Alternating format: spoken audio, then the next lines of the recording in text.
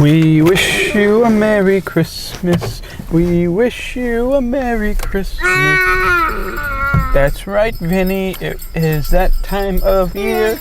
It's Christmas time. It's Christmas time. Everybody knows it's Christmas time.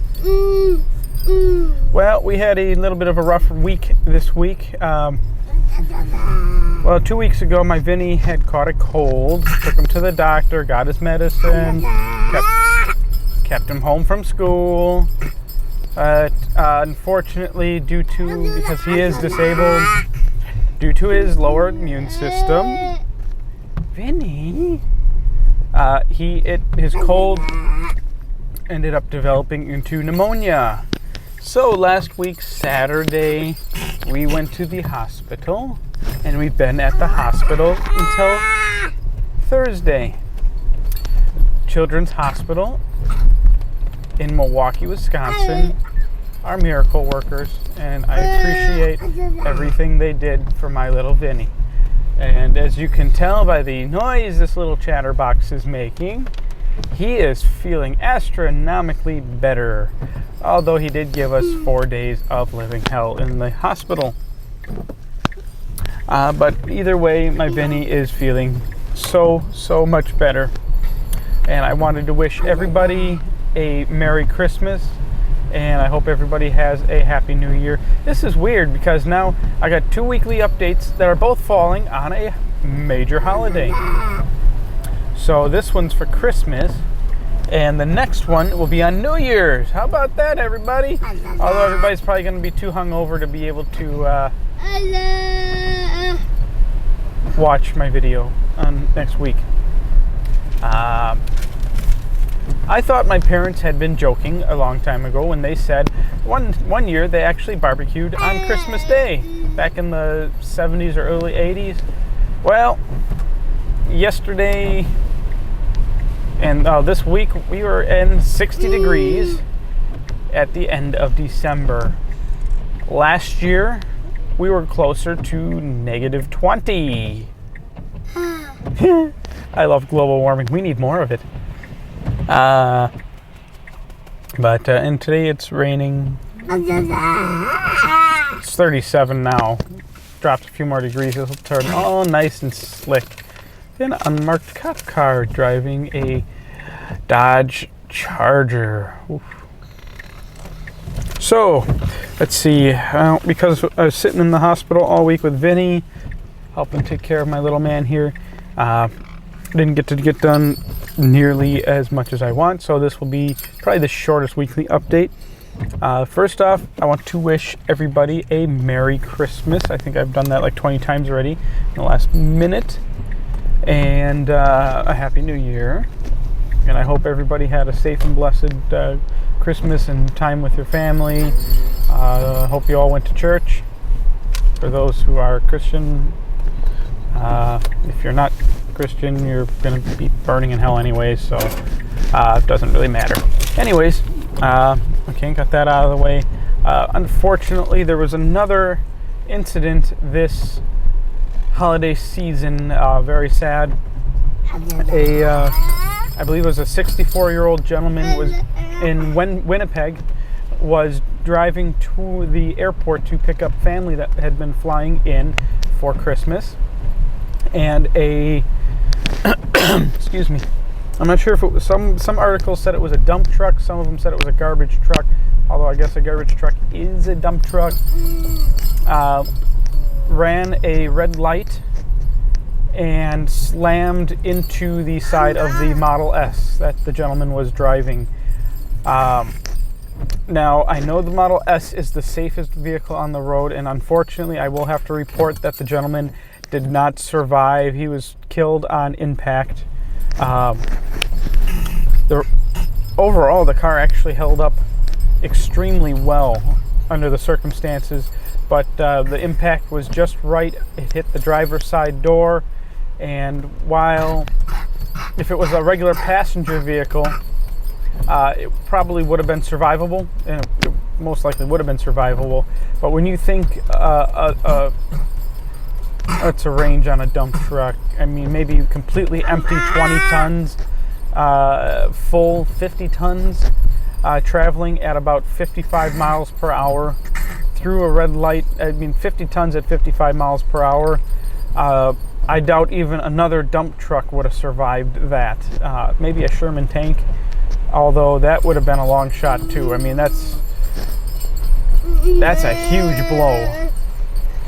And unfortunately, I mean, things like this I see quite often. I'm even here in Milwaukee, when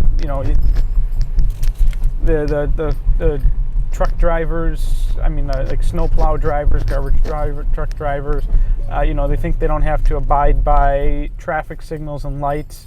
Well, those are there for a reason. That's safety. Just because you're barreling down on a red light doesn't mean you just can go right through it if you're a city-owned or municipality-owned vehicle.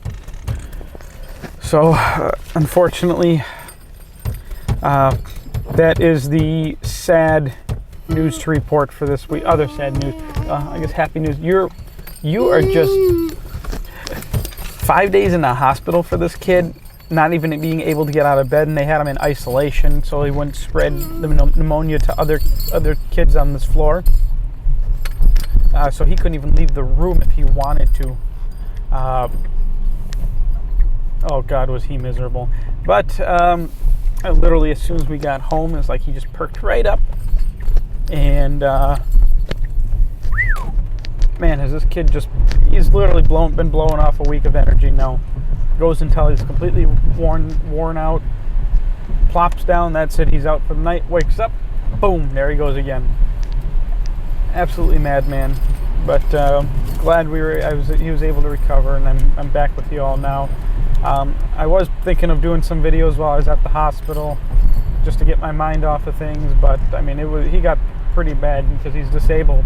His immune system is extremely lowered, and a small cold like that can turn into something extremely serious quite literally overnight. He could go to bed with a small cold, and in this case he pretty much woke up with pneumonia.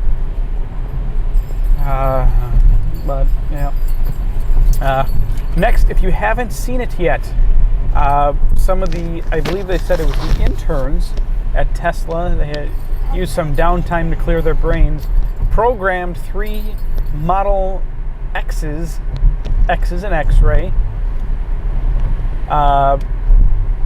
2 flashlights, open and close Falcon wing doors, driver and passenger side doors, dome lights to a Christmas song.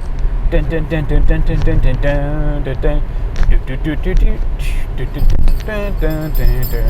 It's very entertaining. If you haven't seen it yet, check out Tesla official YouTube channel and watch it. I do recommend turning it up to the highest video quality. YouTube kind of sometimes self-adjusts, so if you have a slower internet connection like me, let it buffer a bit at the 1080p and then play it full screen. If you're epileptic, do not watch it. I warn you, do not watch it. They got some really nice headlights on those Model X's. I didn't realize they'd flash on and off that quickly. See, something else that's been out for a little while is Elon updated his estimates to Tesla's being able to drive full autonomous. Now, this is hardware and software wise, not legality wise. So I'm right here. That's not legality wise, so laws would still need to change. I'm sure it would be approved on private property, similar to what Elon said during the D and Autopilot launch event at Hawthorne.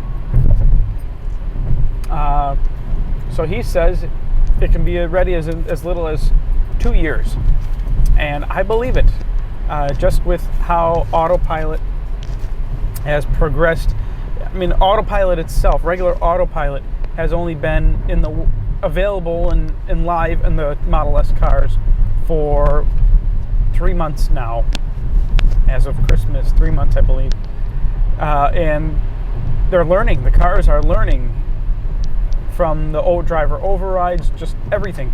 The whole collective Tesla Model S cloud and the millions of miles that owners are putting on these cars. And these cars, remember, they are connected to Tesla via cellular modem. So everything that the cars do gets reported back. You sign that little waiver to allow Tesla to download all that stuff when you bought your car, if you bought it new, if you bought it secondhand, and you had Tesla transfer over remote access and cellular to your name. You also gave permission. So the cars are learning. And mind you, that's with a single camera and a basic sensor suite. And these things are doing amazing things with Autopilot. Just imagine what I'll do with 3 forward-facing cameras, 2 rear, and one off to each side, and advanced sensor suite, which is supposedly coming middle of next year. Not necessarily software ready, but at least hardware ready. I'm hoping that the current Autopilot cars could maybe get some sort of a hardware upgrade, of course, for a price. Tesla's got to start building at least some sort of upgradability into these cars. I mean, these cars, service alone is just plug and play. Something fails, they just unplug it, pop a new one in, and off you go. So they got to really, come on, they got to make a little hardware upgradability, at least for the, obviously not for the classic Model S cars, but at least for the current Autopilot enabled cars, since they have all the steering and braking and acceleration, all that kind of hardware already installed. Next, contests. I did the sausage contest using that new website. That did not go as according to plan. The person that won never even watched the YouTube video. He got it off some deal site or something or other. And as I say, if you're in the U.S., I can ship. If you're outside the U.S., I just ask for you to help on the shipping costs. Oops, just forgot my microphone was there. And he won, and shipping to his location was like $50, and I'm not rich. I already bought the giveaway prize. Just throw a little my way. No, wasn't too happy about that. So he just kind of, he wasn't even a viewer anyways. He just signed up for the contest because, oh, look, I can enter a contest, win something for free. At least that's the way it appeared. So I'm going to be re-giving away the sausage and cheese prize. I'm setting it up a little different. I have an email address in the description box for this video. Oh, there's a Pre-S behind. No, it's not. Never mind. It is a Toyota, though. Maybe not. Minivan. I have a special email address in the description box below, and that is going to be for my giveaways. What you need to do, if you want to enter the contest, is just send your first and last name, an email with your first and last name, and if you're within the U.S., a phone number. And then I'll just add those into the hat, and we'll have Gino pull one out, or I'll pull one out, and whoever wins, wins. Just got to keep it simple like that. It worked the first time. That website for entering contests, I had more people enter the contest than even watched my weekly update video. Come on. Almost twice as many people entered, and I know not everybody that watched the video entered the contest. So we are going to be redoing that, so follow that link in, or send an email to the address in the description box below. I haven't created it yet, but I will, as I'm uploading this video, I will create the email address. Let's see, what should I do? Contest at superchargertravel.com. How does that sound? Good. So we'll do that. And then for New Year's contest, it's been a crazy December and November. I got sick with bronchitis, and Gino got sick with bronchitis. Then Vinny got sick with pneumonia. This has just been a vicious circle. So didn't get to do a lot for you guys, and I'm sorry. I really appreciate your viewership, and let's keep this thing going. Next week, Friday, New Year's Day, I will be announcing the winner of the sausage contest, and then I will be also having another giveaway. If you look through my YouTube channel, last week or 2 weeks ago, I did a review on Jayco Superior products. tire pressure gauges. They gave me 3 gauges to test out. I will be giving away the small portable glove box size gauge as a contest prize for next week. It is suitable for the Tesla Model S cars. It has a pressure range of 0 to 60 psi, and they are very accurate, very nice brass and stainless steel gauges. And I mean, they're really nice. So I will be giving one of those away as well. The other 2, oh heck, I'm keeping a couple for myself. I need good pressure gauges. So be sure to enter the contest next week too. The cutoff for contests will be Thursday night when the clock strikes midnight on Thursday nights. So start entering now. Any entries received after that will be entered into the following week's contest. So first name, last name, and if you're in the US, phone number. I'm not spamming. I'm not sharing your email addresses or anything with anybody else. And let's see what else. As usual, this video turned out longer than I was anticipating. Drive from my house to my parents' house. Let's see, Vinny, am I forgetting anything? Oh. My microphone was on the seat belt. Missed the coat. Oh, yeah. Progression on a replacement Model S. Agreements had been met. And GoFundMe, I got a couple some very nice people that gave me some donation tips towards upgrading that, and I had a very nice contribution from Great Granny.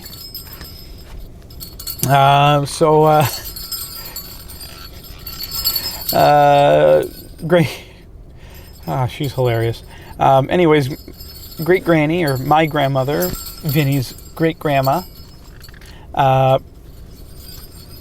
made a contribution towards upgrading some features onto the replacement S. So Tesla will be taking my car back. I can't go into too many details on things, but I think next week I will go over the features ordered. We're still finalizing some things, but I added in every referral credit I had, which without that I would not have been able to do the replacement. I just don't have the cash. I mean, I planned on keeping this car for 8 to 10 years. I didn't plan on having to replace it due to issues with it. But I mean, I think what we worked out, considering the mileage that I've put on, despite it only being 2 years old, I think was reasonable and fair. So they did step up, and I commend them at that, and see how things work. I will say my pages and pages of Autopilot test ideas, looks like I might finally be able to get those. So no, I'm not going to be doing anything stupid like getting out of the driver's seat and climbing in the back.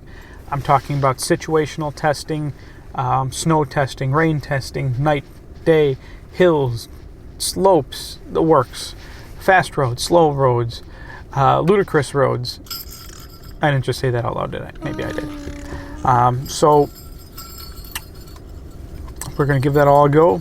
I'll be able to test that all out for you. There's a few other things, and a lot of you really enjoyed my every 1,000-mile range update videos that I used to do when I got this one.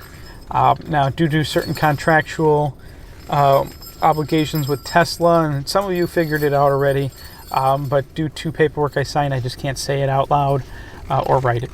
But some of you, probably most of you, figured it out already what I'm talking about in terms of with my range and certain lithium things and so on and so forth. the reason why I can't talk about it. Which, I mean, it's a good thing, not a bad thing. Not a bad reason I can't talk about it. For those of you that haven't figured it out, or new viewers, it's a good thing that I can't talk about it, because it was a good thing that happened, at least with this car. So we will be starting fresh at 0 miles on the replacement car, and I'll be doing a 1,000-mile range update video.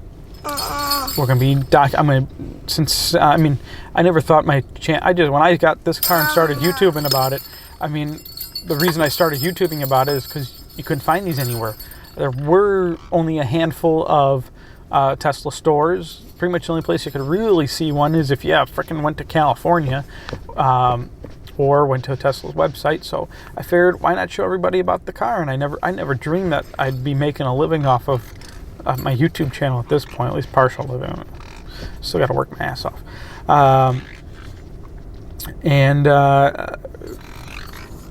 Now I know what mistakes I made the first time around, although they weren't really mistakes. It was just a learning experience. You learned as I learned.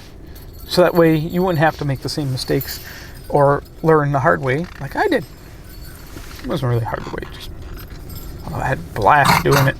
And with my boys, we all three of us had a blast. Right, Vinny? Gino's playing with his cousin today. Cousin Gracie. Princess Gracie. So, let's see, we'll do that. And we're also going to be... right, I said I'd wait till next week. Well, either way, I guess I'll say it. We're also going to be able to test out the new silicon anode 90 kilowatt battery, too. So, I have... It's in the trunk right now, but I have a nice notebook going. It's my notebook of video ideas, and I got a lot written down in there. Unfortunately, certain things are just not testable until I get an Autopilot car or a 90 kilowatt battery. One thing is, around the Milwaukee, Wisconsin area, I'm looking for somebody with the 70 kilowatt battery pack. I kindly request if you'd like to be in one of my YouTube videos. Oh, it's Grandpa.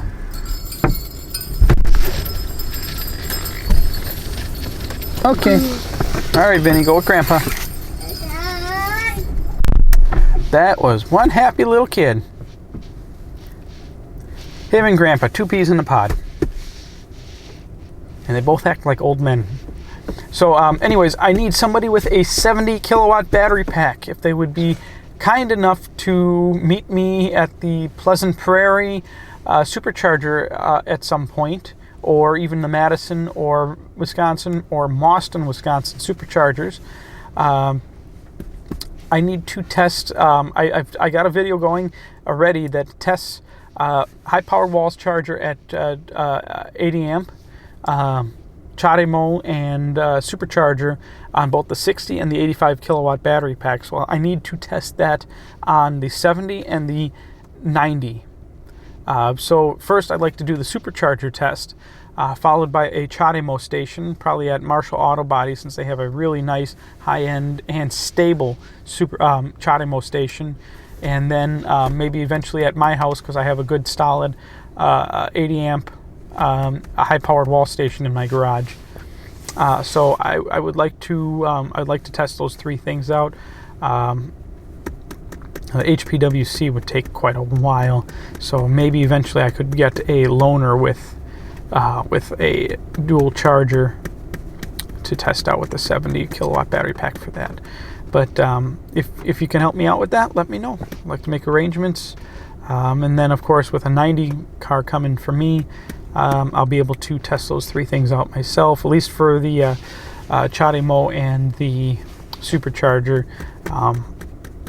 That was one thing I couldn't swing the cost yet, was to put a dual charger in it, which now they raised the prices on those, and they're installable at service centers only. So I'll have to save up, hopefully before a major road trip comes along, because I mean, shoot, If you don't do too many road trips, the high-power wall chargers, so. But for someone like me, that high-powered wall or dual charger has saved me hours, and on a couple occasions, actually saved me from having to spend the night somewhere. I mean, 7-hour charge or a 2.5-hour charge. 2.5-hour charge, I can find something to do, take the kids out to eat, and just play around for a little while. But a 7-hour charge, nah, we're bunking for the night. So don't forget to like and subscribe. Your subscriptions and likes help keep my channel going and help me keep exploring and teaching for you. And everybody, Happy New Year.